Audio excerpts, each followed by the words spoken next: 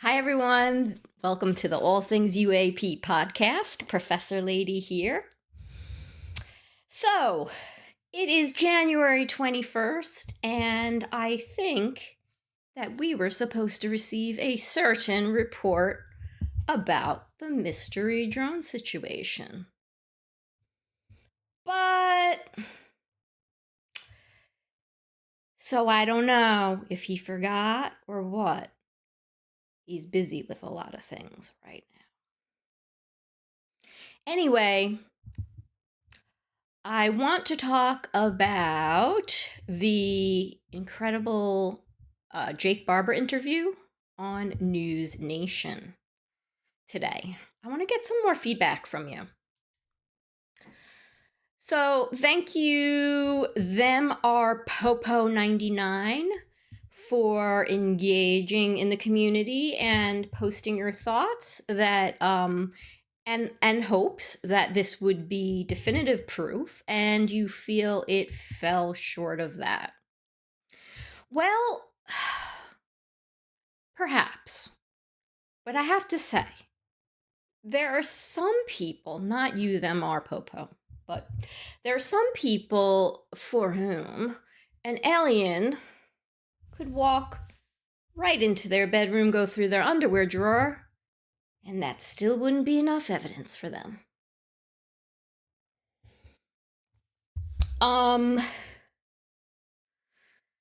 So what I have to say about the whistleblowers and Jake Barber is this. These whistleblowers, I believe, are incredibly patriotic, incredible Americans risking a lot to come forward. Risking a lot to their careers, their families, it seems like their personal safety to come forward and talk about what they have experienced. And now, the most prominent among them, we've got Lou Elizondo, Ryan Graves, we have David Grush, and now we have Jake Barber, who, during the video, excuse me, you ever have to sneeze and it just,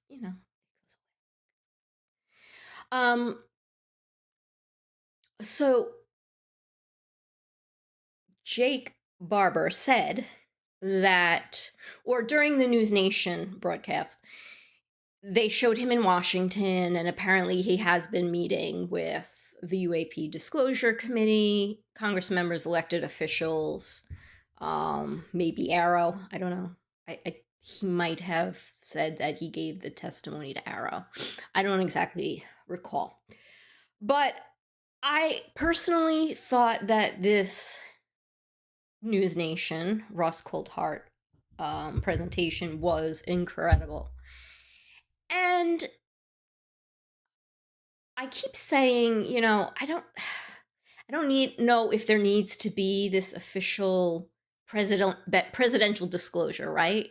That UAP are real, or some of them. ET has visited. NHI is real. They're here. There's other life in the universe.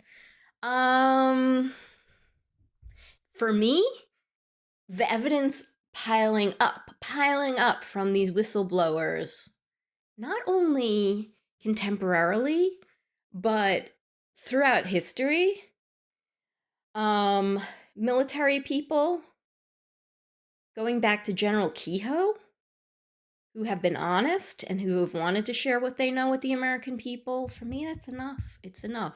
Now, some people would argue that maybe that these people are being up to this by the government to being used for disclosure. So, they can be patriotic, want disclosure, feel that the American people want to know, but they also know that they're kind of being used for disclosure. So in other words, their appearances at the UAP Disclosure Committee, Congress, on media, everywhere, is disclosure. It's an interesting theory, I have to say. And so that they are the fabric of government disclosure rather than whistleblowers per se. I think it's interesting. I don't think that's the case, though. I think that they're true whistleblowers. I do think that it hasn't been easy for them, and they're clearly having a lot of impacts to their lives from this. That seem, I guess, unexpected. Um, not not that it would be staged, but it could be. I don't know. But I just personally feel that they're the real deal. They're whistleblower.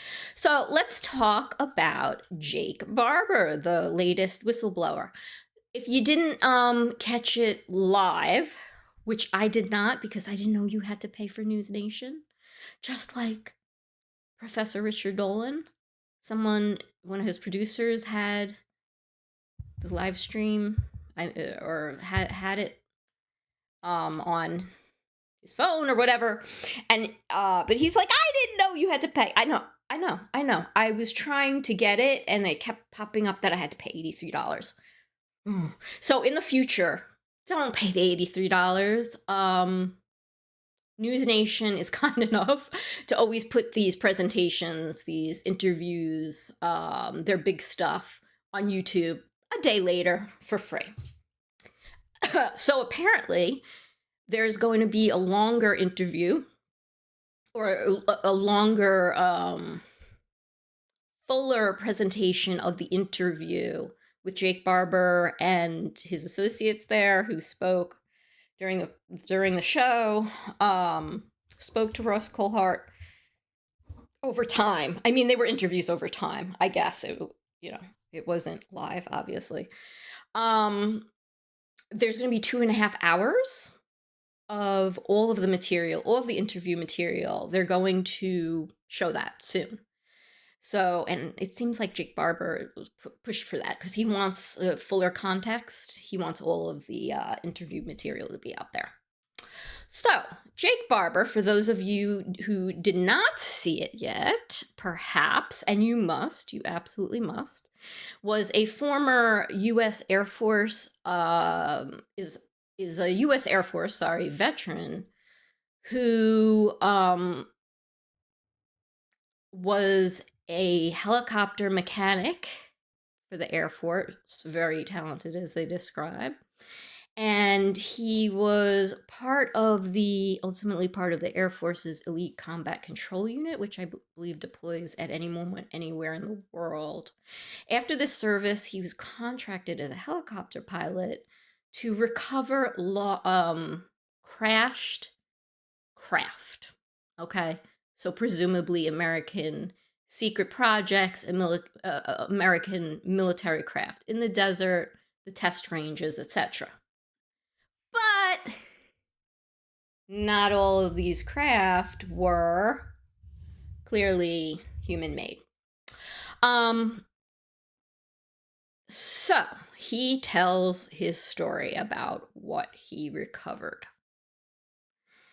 He describes knowing that these objects, these pieces of craft that he was recovering in his role were clearly not human-made because of several characteristics, and it sounded pretty obvious to him.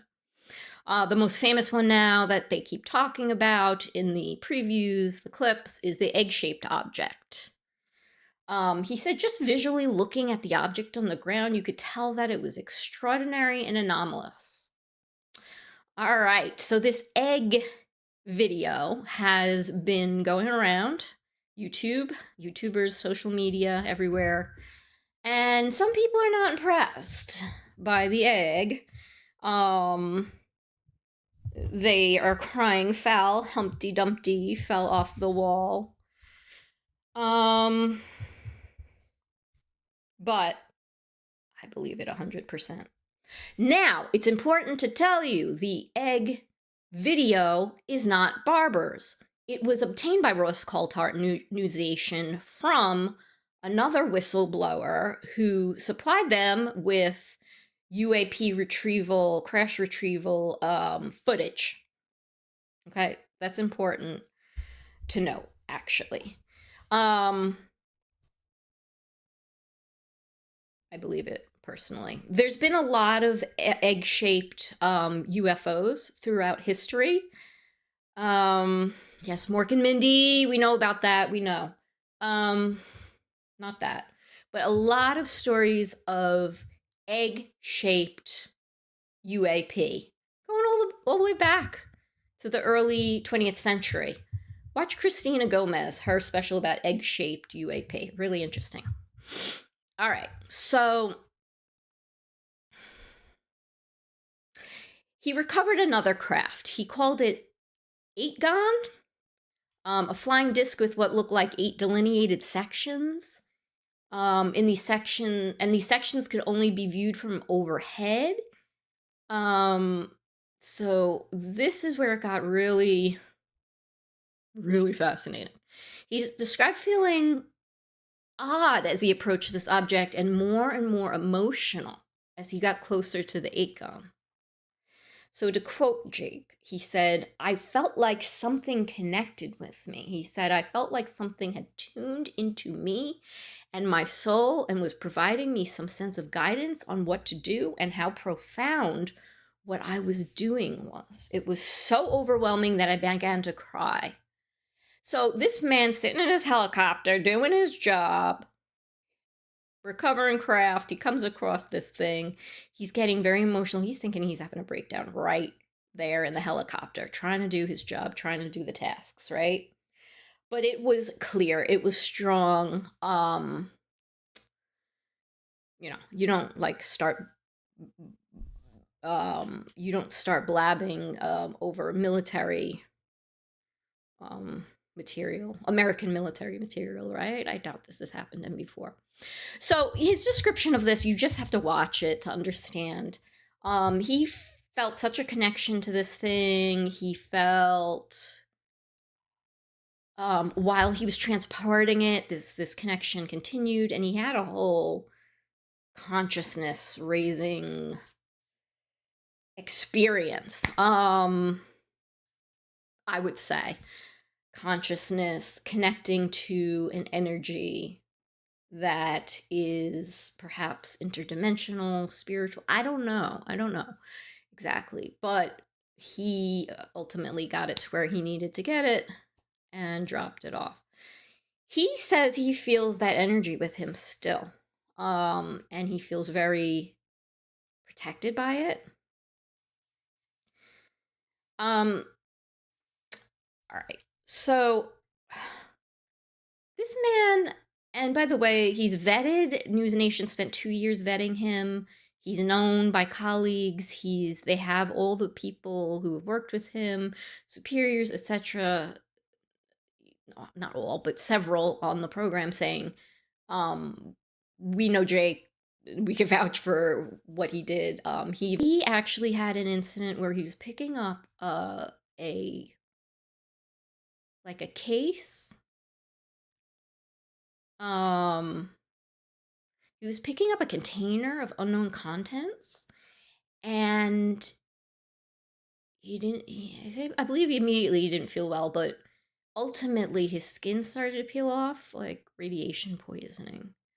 And he goes to this famous professor in California. His name escapes me. He verifies his injuries. He's under his care now.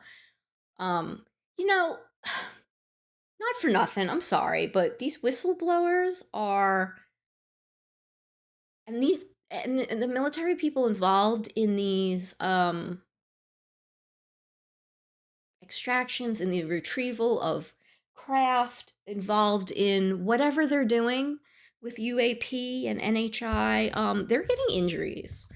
They talk about, some of them get injuries, very serious injuries, and why are they not being properly treated? Just saying.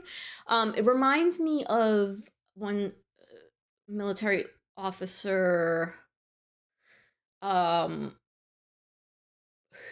was at Rendlesham, right? The famous case in 1980 in the UK, American Air Force, joint US-UK Air Force base, encountered the craft in Rendlesham, and he got injuries to his heart and some other injuries, and his medical records or his service was literally disappeared. And it became almost like he had to prove that he had engaged in military service. Unacceptable. To cover up the whole thing, I guess. That's a whole other case. If you are UAP 101, you must read about Rendlesham. That is UAP Studies 101, right? So yeah, they suffered some injuries for sure picking up a container. All right, so then he moves on to working as a contractor for an unnamed company. He was tasked with retrieving Panasonic Tough Books, which was said to have data about crash retrieval programs. I'm not clear on why he has to retrieve these Tough Books, how they got to these locations in the mountains in a lake.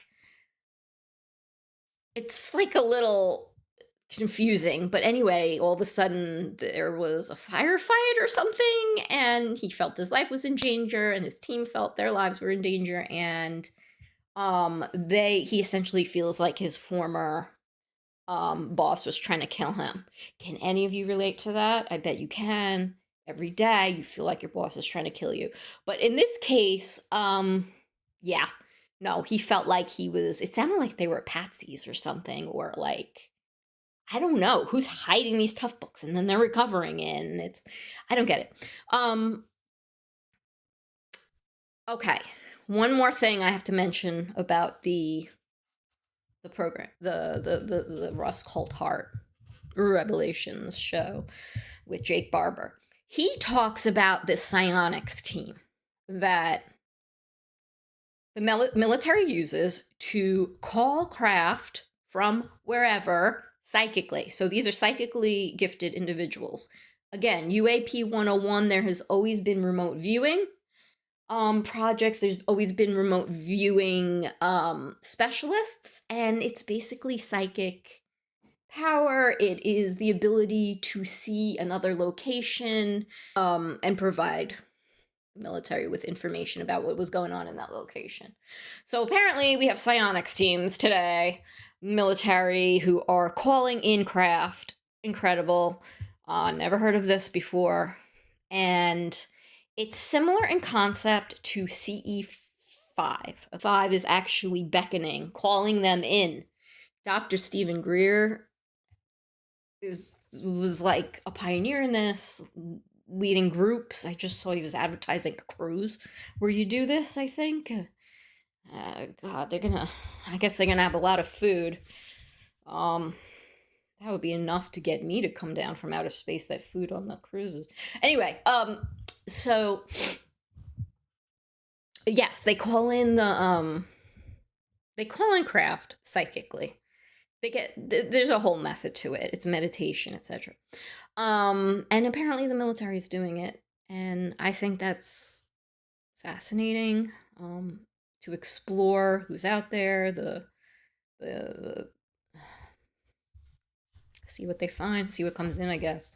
So Jake Barber is doing this on his own with his Skywatchers team now. He's formed an organization. They talk about how they called in a craft. They saw a craft, then they saw something else, and it seemed like they were fighting. It was like, I don't know. This is getting too weird. It's so fascinating, though. I love it. We have to be aware of all this, folks. This is real. This is going on. People are calling in craft. They've just figured out a way how to get them to. They're controlling the craft with their minds. Okay. So, if you needed a new hobby, there you go.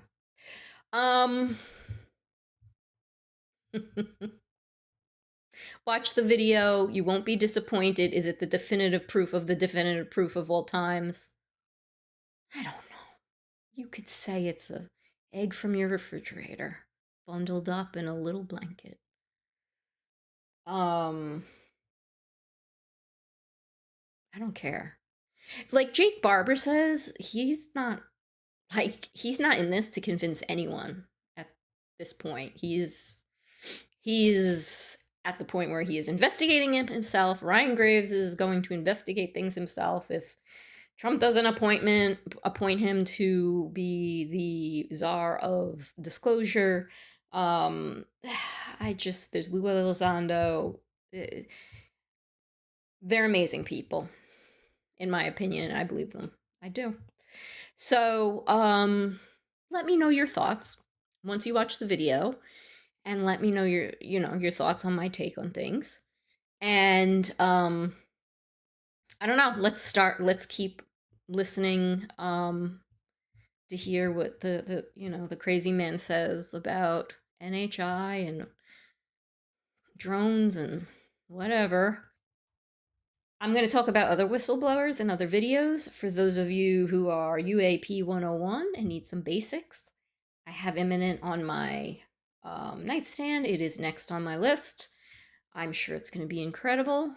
Till next time, happy sky watching. Please like and subscribe and participate in the community. I really appreciate it with comments. And this will just only get better and better. I have some ideas for guests, and I just want people to feel comfortable talking about the topic. And let's try to stick to the facts, but we can always have a little imagination too. Take care. Bye-bye.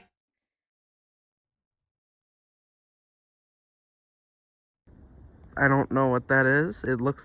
I need my glasses because I can't... Can you get your phone, Mom, please? Michael, zoom in on it. I can't, because you need your phone, because your Galaxy zooms in so far. Please, you need to get it. No, I know, but you...